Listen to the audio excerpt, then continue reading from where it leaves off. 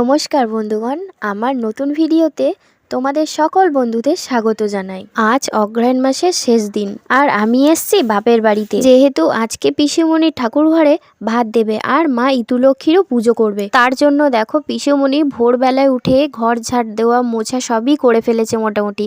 আর কাকিমা এখানে ঠাকুরের বাসনগুলো, ঠাকুর ঘরের ভাত দেওয়া হবে যেহেতু আজকে, তার জন্য এই বাসনগুলো বার করেছে। আর কাকিমা পিতম্বরি দিয়ে বাসনগুলোকে ভালো করে কিন্তু মেজে নিচ্ছে বন্ধুরা। আর ওইদিকে দেখো পিসিমণি কিন্তু স্নান করে রেডি সেডি হয়ে বসে পড়েছে জোগাড়যন্ত্র করতে। দেখো কত সবজি নিয়ে বসেছে, যেহেতু অনেক রকমের পদ রান্না করে দেবে ঠাকুরকে।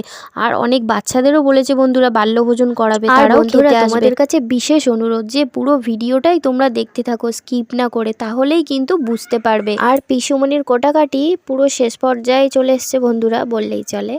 দেখো পিসুমণি কিন্তু সব গোছগাছ করেই রান্নাঘরে চলে গেছিল। তারপরে মোটামুটি প্রায় ভাজা কমপ্লিট হয়ে এসছে, শুধু বেগুন আর মূলোটা। আর ওইদিকে দেখো উঠানে কিন্তু রান্না হচ্ছিল খিচুড়ি উনুনে, গরম গরম খিচুড়ি। আহা হা হা, কি মজা! সেই ছোট্টবেলার কথা কিন্তু মনে পড়ে যায় খিচুড়ি দেখলে। খিচুড়ি স্কুলে এখন খিচুড়ি খেতাম। তো দেখো বন্ধুরা, এই খিচুড়িটা কিন্তু দিদারা রান্না করছিল, পিসুমণি এসে একটু নেড়ে দিচ্ছে, মানে মশলাপাতিগুলো ঠিকঠাক আছে কিনা সেটা মানে ঠিক করে দিচ্ছে বুঝে। আর দেখো পিসুমণি কিন্তু সব পারে, ঘরে বাইরে সব কিছুই হ্যান্ডেলিং করতে পারে। তারপরে বসে গেছিল কাকা পুজোয়, সব কিছু গোছগাছ শেষ।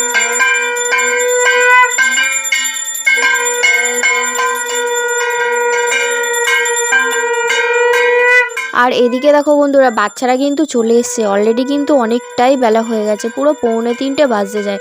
আর দেখো আমার বাবু কত সুন্দর গল্প করছে ওদের সাথে, দেখলে না পরানটা। আর পরে পুজোর শেষে বন্ধুরা যেহেতু অনেকটাই বেলা হয়ে গেছে, তাই ঝটপট করে বাচ্চাদেরকে বসিয়ে দেওয়া হয়েছিল। আর দেখো বাচ্চারা কত ভালোবেসে কত ভালোভাবে খাচ্ছে, সত্যি বলছি বন্ধুরা, বড়দের খাইয়ে যেটা না মজা পাওয়া যায়, বাচ্চাদের খাইয়ে সেই ভালোবাসা আনন্দ মজা পাওয়া যায়। আমার তো ভীষণই ভালো লাগে। দেখো ওকে বলছে কি রে আলু ভাজা নিবি। সেই ছোট্টবেলায় যেরকমটা স্কুলে আমরা করতাম জানো তো, সরস্বতী পুজোর যখন খাওয়াতো তখন বলতাম কি রে তুই একটু ডাক খিচুড়ি দেবে, আমিও নেব। ঠিক দেখো তেমনই করছে। আর এদিকে না বন্ধুরা একটা ছেলে আছে, তোমাদেরকে দেখালাম অ্যারো চিহ্ন দিয়ে। ওই ছেলেটা না খুবই ওর অভাব বললেই চলে, মানে ওকে দেখে না খুবই কষ্ট হয়।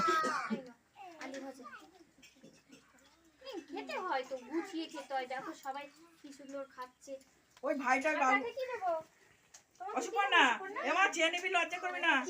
আলু ভাত দেবে মা, দাও।